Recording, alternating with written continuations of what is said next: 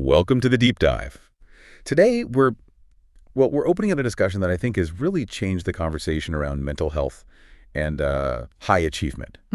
We are diving into Alice Miller's incredible work, The Drama of the Gifted Child. Right. And I think if you've ever identified as, a perfectionist, a people pleaser, or just someone who feels deeply empathetic but is also secretly exhausted, Yeah. this deep dive is definitely for you. And we have to start right there with that title because Miller's work takes that whole congratulatory idea of giftedness, high IQ, special talents, and she just flips it on its head. Completely. Our mission today is really to understand her core idea, which is that for so many people, the very intelligence and sensitivity they were praised for wasn't. It wasn't some extraordinary gift. It was a strategy. A strategy for what? For emotional survival. Wow. That's a staggering reframe. Yeah. So the skills that make people successful, their hyper-awareness, their ability to adapt, that's all just a side effect of childhood under pressure. Precisely. The whole thesis is that the highly sensitive child learned to obsessively sense the emotional needs, the gaps, the expectations of the adults around them. Specifically their parents. And in doing that, they basically developed this radar system, and it put the family's emotional stability way above their own needs. So the gift is actually a wound. It's an exquisite adaptation. I mean, think about it. This isn't just the kid who enjoys reading. This is the 8-year-old who feels like they have to mediate their parents' fights. Or the teenager who's managing the household's emotions because the adults can't. Exactly. They're brilliant, they're functional, but that functionality comes at the cost of their own psychological development. Okay, let's unpack the mechanics of that. You mentioned this emotional radar. Riller says they become emotionally intelligent too early. Yeah. But how does that defensive posture actually show up in their personality? It shows up as these very specific, very rigid roles. I mean, these children were amazing emotional managers. They became the good child, the responsible one, the strong one, the mature one. And the fascinating thing is that they didn't take on these roles because they were just born responsible. No. They learned, and they learned fast, that their main function was to manage the feelings of the adults. That's what guaranteed their own safety. I guess the question is, where's the line between that and, just healthy parenting, like Right. encouraging your kid to be competent? That's the critical difference, and it's all about the motive underneath. In a healthy family, competence is encouraged, but love is unconditional. In the dynamic Miller describes, love became totally conditional. It depended on maintaining that perfect performance, and the cost of that perfection was huge. So what was the disconnect? Yeah. If they look perfect on the outside, what's happening inside that we're still, dealing with as adults? The internal reality was just constant suppression, authenticity, like showing real disappointment or even just pure joy. That was often punished if it got in the way of the parent's emotional state. And anger was probably off the table. Anger was absolutely unsafe. Sadness was ignored. The message was crystal clear.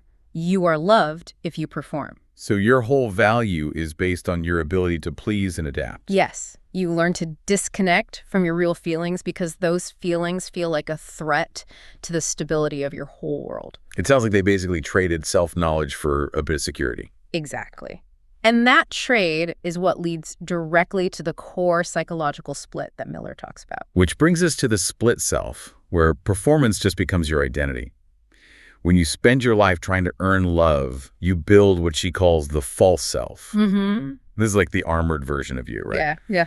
Designed to win affection and avoid rejection. And that false self has a really specific script. And if you're listening, you've probably heard it in your own head. It says, I'm fine. I can handle everything. I don't need anything. And probably the most damaging one, I'm strong. It's this rigid defense that just broadcasts competence so no one gets close enough to see the cracks. But the true self doesn't just go away, Yeah. right? It's just buried. What is it holding on to down there? It's holding everything that wasn't expressed in childhood. It's this reservoir of unmet needs, deep grief over losing that authentic connection, frozen anger. Anger at having to be the adult in the room. Yeah, and this deep, penetrating loneliness that the false self is constantly working to deny. And the tragedy is, this split doesn't just heal when you grow up, it becomes the adult drama. And you see this adult drama everywhere, especially in people who seem so functional on paper. High achievers who burn out, empathetic healers who are exhausted. The sensitive caregivers who never actually get any care themselves. Chronic perfectionists, overthinkers who just can't shut their brain off. Right. It's a hallmark of success mixed with suffering. The person who can't delegate, the one who has a crisis right after a huge success. Or the one who just can't set boundaries because their default setting is just adapt. That high functionality is always shadowed by something else. Like that feeling of emptiness. That persistent emptiness, a huge fear of failure, emotional burnout, and just that vague, nagging sense that something is missing. It's almost depressing to realize the very trait that made you successful, that hypercompetence, is actually a symptom. The high-functioning adult is still just asking, am I good enough yet? They are. The internal operating system never got an update. And if the performance is the problem, then healing means you have to stop the performance. So where do you even start with that? Miller suggests the critical question to ask yourself is, what did I need as a child, and why was it not safe for me to need it? And that shifts you away from self-blame, what's wrong with me, and toward the real wound, what happened to me. Exactly. It's a necessary reframe before you can even think about healing. It is. But when people first hear this, I think the immediate reaction is to blame their parents. And Miller is very clear about this. It's less about malicious intent and more about a cycle. I mean, most parents who put this pressure on their kids were emotionally deprived themselves. So the child isn't just adapting to the parent. They're being recruited to fill the parent's own unmet needs. Yes. The parent needs validation or admiration or emotional support, and the child, who's so attuned, just steps up. They think that's their job. This is what's called emotional inversion, isn't it? Can you break that down? Yeah, think of it like a power grid failure. The adult is short on emotional energy, so the child, instead of plugging into their own battery to grow, becomes an external generator for the adult. The child becomes the emotional caretaker. The pseudo-adult. The adult relies on the child's performance for their own stability. And the cost of that is the child's authentic self, who never just got to be a kid. That's a staggering weight to carry. Especially because, like you said, this isn't physical abuse. This is what Miller calls the invisible trauma. And that's a crucial distinction. The trauma she describes isn't usually about chaos or violence. It's about silence and absence. The absence of what? Of being seen. The absence of a witness to your real feelings. The trauma is learning over and over again that you have to suppress your genuine self. Yeah. Because expressing it risks losing love. And if the trauma is silent, it's so much harder to process. You can't point to a bruise, only to this chronic feeling of anxiety or emptiness. And that repression is the foundation for all those adult symptoms we talked about. The perfectionism, the anxiety, the people-pleasing. It just keeps dictating your life. It does. Which brings us back to that really powerful Miller quote. Oh, yes. She says, what is not consciously remembered is reenacted. We just keep repeating the patterns until we finally face that original wound. So if the problem is performance and suppression, then the solution, the path to liberation, has to be about radical emotional truth. Exactly. It's not an intellectual exercise. The goal is to stop living a life dictated by the false self. Okay, so how Miller lays out 3 steps, right? She does, and they're difficult. The first is to aggressively reconnect with the real feelings you suppress. The messy stuff. All of it. The anger, the grief for the self you lost, and that original fear of being abandoned. That sounds incredibly vulnerable, especially for someone whose entire life is built on being in control. Oh, absolutely. The false self will fight you tooth and nail.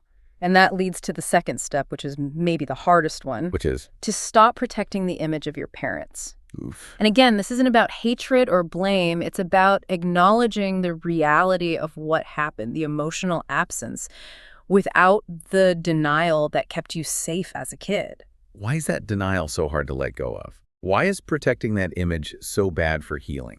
Because that denial is the very foundation of the false self. If you admit your needs weren't met, you have to feel the full pain of that. It feels safer to maintain the myth of the perfect parent because that myth is what protected you from feeling alone.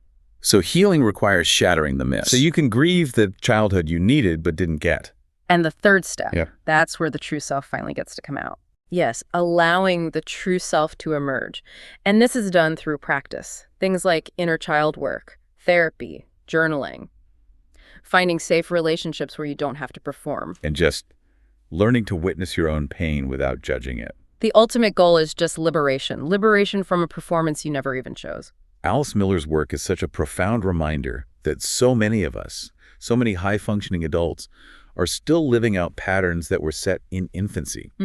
We're still performing for an audience that isn't even in the room anymore. So, if you take one thing away from this deep dive today, Let it be Miller's message of permission. You are allowed to have needs. You are allowed to exist just as you are, messy and imperfect. You are allowed to be your true self. it's like the permission slip you never got, finally delivered by the part of you that knows the truth. Exactly. So let's leave you with a final thought built on all this. If you now realize that the gifted label was really just an adaptation, a performance, what is one performance? Just one. One habit of people-pleasing or over-delivering or false strength that you are ready to stop today, right now, to make just a little space for the true self you never had permission to be. Because that quiet act of refusal, that's where a true, authentic life can actually begin.